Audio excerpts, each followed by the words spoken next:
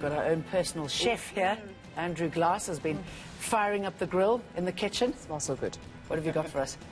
All right, so I thought we would start with a dish that I was introduced to a African restaurant called Kitchen Vibes. It's in the Sandton Morningside area, and went there with some mates of mine, and I love spicy food, and I was recommended this dish from Nigeria called jollof rice.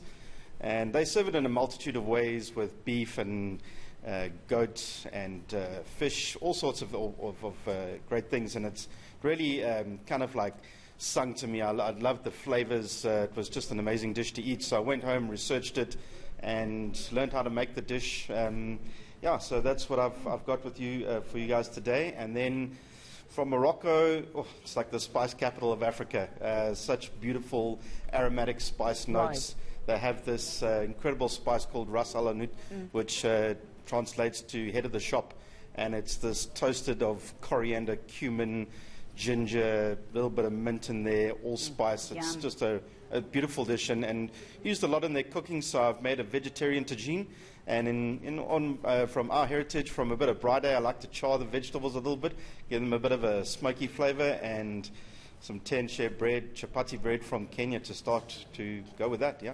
Let's try it. My stomach is crawling. I mean, while Andrew's talking, I hope my mic is off. Because wondering what that was. I'm just like, I need to taste this right now. I'm a huge fan of spicy food, so I'm excited. Let's just please stand here, Andrew, so we can just Okay, so this is the jollof. The sauce on the side is for those who want it a bit more spicy. For me, I just kind of dump it on the meat and have a go at it. Have a go at it.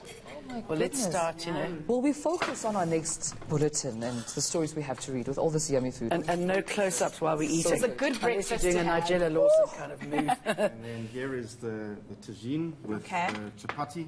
And a little bit of finish with a bit of coriander. Wow, this looks absolutely amazing. I wish you all could smell this. Yeah, everybody. Yeah, no, having a taste. It's already to smell, because you know that you're also fine. Yeah. In terms of drinks, Andrew, can you pair this with any drink? Do you have any? Very much so. You know, spicy food for me. A lot of people think that that wine might clash with that, but I think if you've got a very refreshing.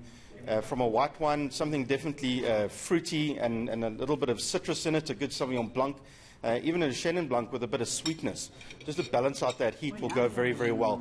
And, you know, from a South African point of view, I actually think it goes very well with beer. If you get, you know, a lot of craft brewers these days are working with hops that have got a lot of citrus aromatics to it. We have some of the most amazing hop grown down in the Knysna area, very unique to South Africa. A lot of craft brewers are playing on that, and they put it in their blondes and their ales, their pale ales, and you get this real kind of grassy, almost heady note that just works great with spicy food. Oh my goodness! I mean, that tagine is it's really good. It's really good. Those spices, it's just and incredible. Then also, you know, with a lot of their food, which is quite unique.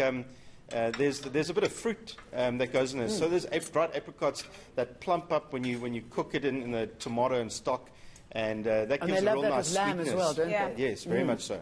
And it's a beautiful sweetness balancing. Their sweet, savoury combinations in Morocco are just it's a real treat. You know. So what exactly do you put in the jollof rice? The jollof rice.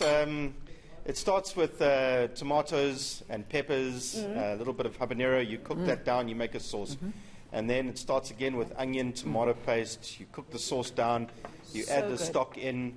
Then there's a curry powder which is unique to Nigeria, and I find it is very similar to the curry that is made and used in Jamaica. It's got a slight sweetness to it. It's a very yellow curry powder. And there's a supermarket called Ayoka. It's down in the bottom of Sunninghill, and they actually got a section where they import product from West Africa. So you can get the real deal. Even their thyme, their spices are quite different to the stuff that we use here. So nice to be able to access a shop like that and get the real deal, you know, and make the food as authentic as you can get it. I have to say, knuckle is very good, isn't it? So good. I'm loving the bite that they all have. You know, the spice for me is all the difference. I'm overwhelmed. Have you been overwhelmed? Mela hasn't spoken in a while.